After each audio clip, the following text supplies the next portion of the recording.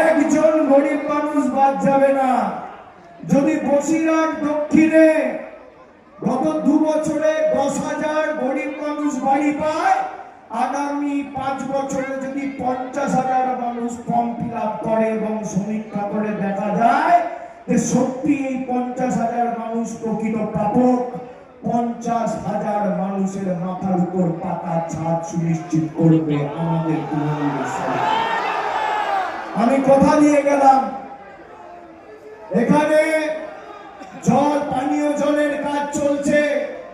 জল জীবন মিশন প্রকল্পে নরেন্দ্র মোদীর জনবিরোধী সরকার, বিজেপির সরকার জলের টাকা পর্যন্ত আটকে দিয়েছে।